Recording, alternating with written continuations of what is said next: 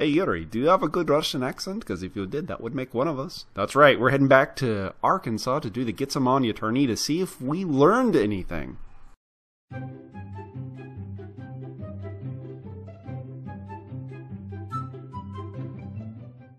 GITSUMONYA 2 is a 1650-point late war tourney, and I'm taking back the tank of it. You'll notice that Red Bear has been nice in its revision, since I have virtually the same list at a lower point scale with more stuff.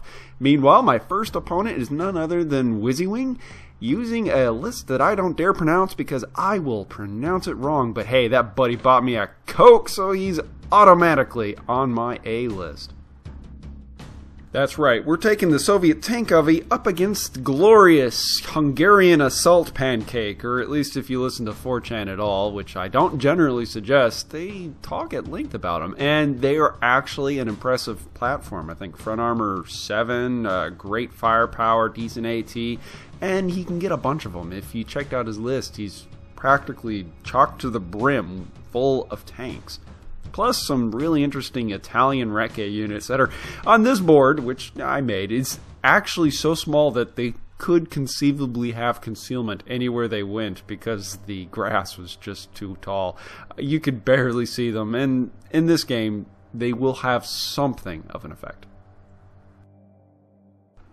You'll notice on this one that the camera angle is a bit off. This table happens to sit at around, I don't know, 4 feet tall or so, or it's at such an angle that it's actually really hard to get any kind of good shot on it. So the camera's going to be jumping around a lot as I try to figure out a way to demonstrate the board for the Batrep without interrupting the game so much. I really try to avoid letting the technology get in the way of actually playing what is supposed to be a traditional game, something that's non-electronic.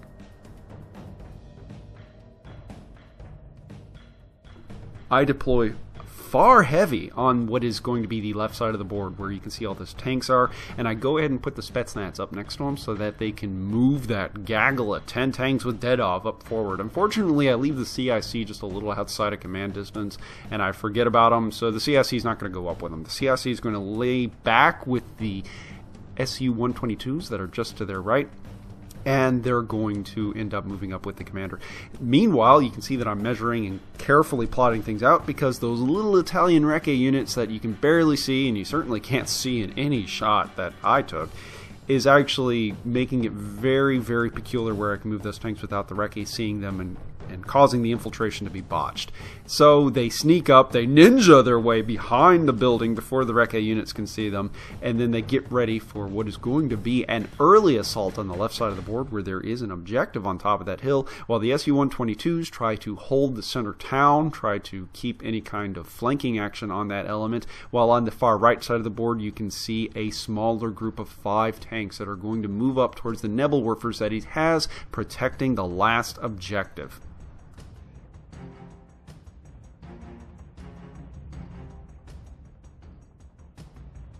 Now, I've taken a lot in since the last couple games, and I don't necessarily hold by my strategy anymore of plugging all your tanks on one side and then charging forward hoping for the best, because that just doesn't work. But I do think it still pays to be incredibly aggressive, and since that he has some of his stuff in reserves, and I do believe his panzers in ambush, I'm going to keep pushing the aggression as much as I can and try to force him to pull out those panzers on one side or the other. If I group everything on one side, then potentially he's going to put those can openers in the most effective place that they can and then have to just sit there plugging away. And I really want to avoid that. So I move the T-34s as far forward as I can. I get up close. I start peppering the mess out of the infantry with the machine guns. I do believe I kill one stand. I get quite lucky with that. But otherwise, it is fairly ineffective. We are just outside of range to actually make the assault. We're like a quarter of an inch out, but that counts. So I end up not making an assault on the first turn. That infiltration is really nasty, and I think in retrospect I could have potentially reworked it just a little bit to get that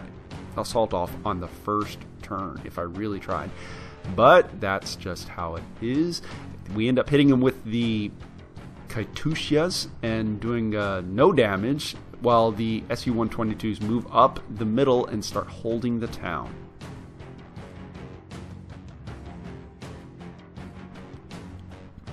And Hungary's hand has been played as they pull out the panzers from ambush, plopping them in the wheat field just behind the infantry in a curious position. I would have put them in the open right there on the flanks of the T-34s, but I suppose from the area back there he can contest the objective. So he plops them back there, and he ends up causing a bit of a line of sight issue.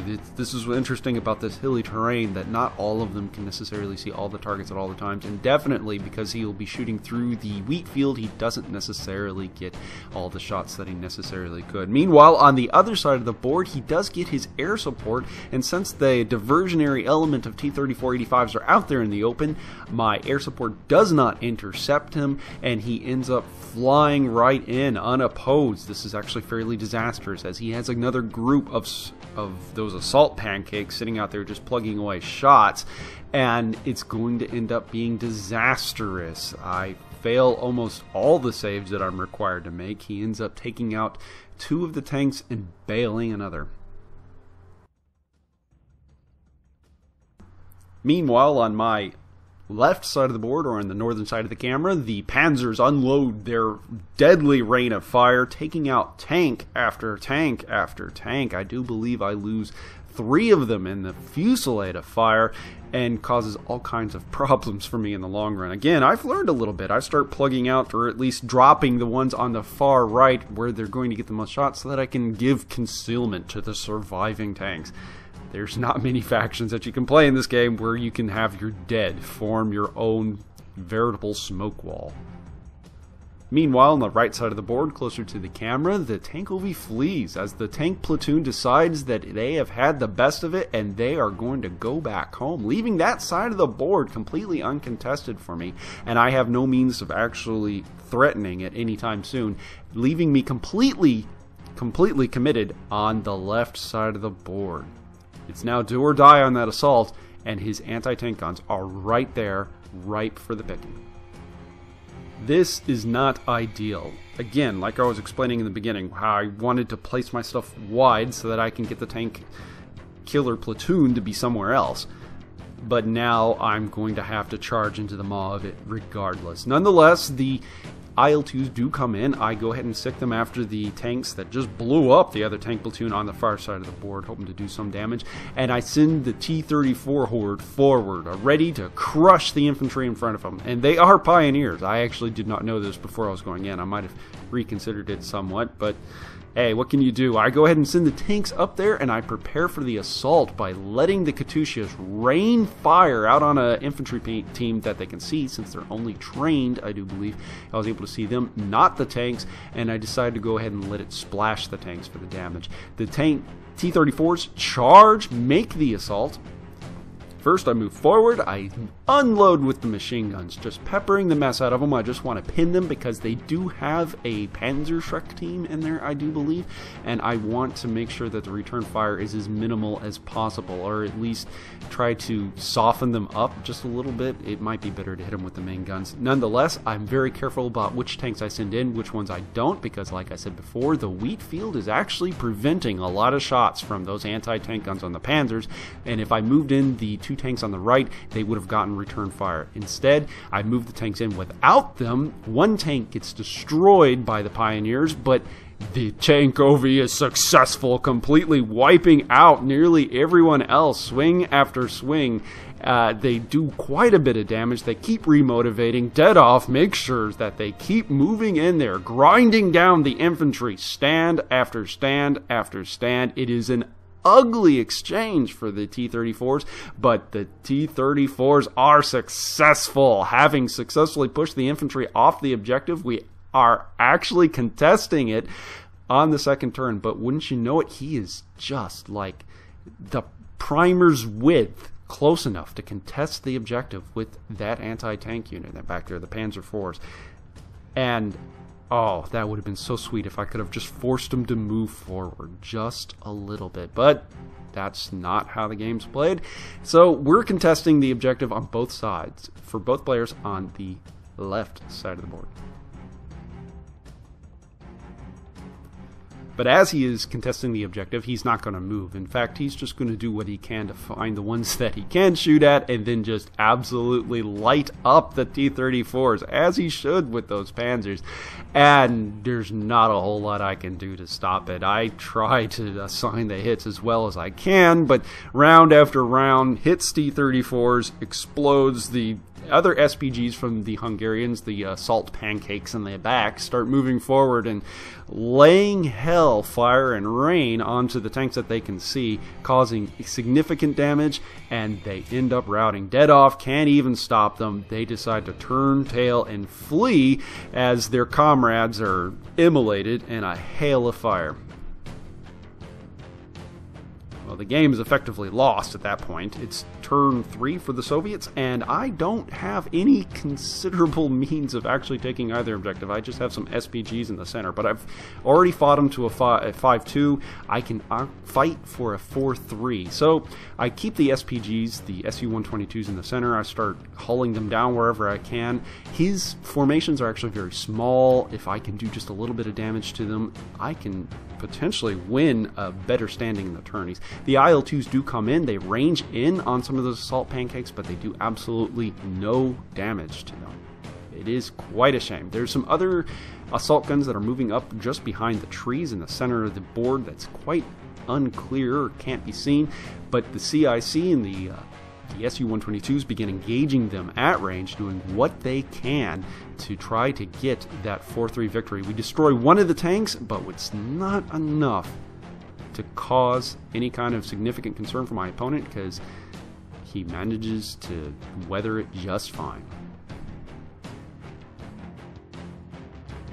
My buddy begins tightening the noose on that SPG element as he realizes that he outnumbers me by quite a bit, as he well should. He moves them forward, tries to engage assault gun to assault gun, and allow the overwhelming numbers that he currently has to try to take on my units, because he needs to put me down faster than I can force one of his platoons to be destroyed. The SPGs take a lot of shots, but the Su-122s actually manage to survive it quite well.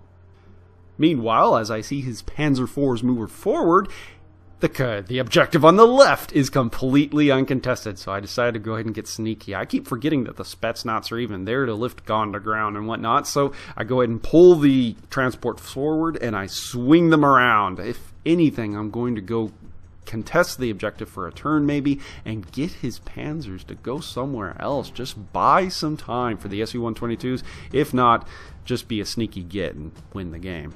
I can hope, right? But he has nothing of it, of course. Ideally, you would send over one of the assault guns to take care of them, but instead he dispatches the anti-tank weapons on those Panzer IVs and absolutely lights up those half-tracks. They have to dismount under fire. Everyone survives, but the gambit's done. At that point, he starts lighting up the center elements with the other assault guns and manages to kill enough of the Su-122s that some of the shots land home on the CIC and leaves me defenseless. The CIC's gone, I require a company check, and the Spetsnaz are just a little too slow. Maybe if I tried a turn before it would have been okay, but at this point it's a company rout, and it's a loss for the Soviets. 5-2 to Hungary. It was a good game and a solid defense. As a matter of fact, it's not really explicitly mentioned, but at one point in time he pulled up the only thing that was holding the center objective. It was that anti-aircraft piece that in this game he had fired at like a dozen IL-2s and shot down nothing. He seemed a little frustrated about that, and rightly so. He spent a lot of points on it, but when he pulled them off, I thought, oh my gosh, I might actually win this one, because all I had to do was kill that one SPG in the center right there in this picture, and I could have just cruised over there and have contested the objective, because he had nothing else over there to contest it. And again, sneaky git, I would have won the game. But that's not how it plays. The Su-122 is an okay tank, but it's not a great tanker's tank, and it ended up buying it when it was in a tank-on-tank engagement. Well, this has been an Ouchies Batrep, and thanks for watching. Okay, these guys will do a skill check against them. Are you really German? Oh no, you're not. No, you're not. I will shoot at you. Why is it wearing whitewash? This is the middle of the summer. Yeah, not that. Hans is not that stupid. So you see, you're veteran.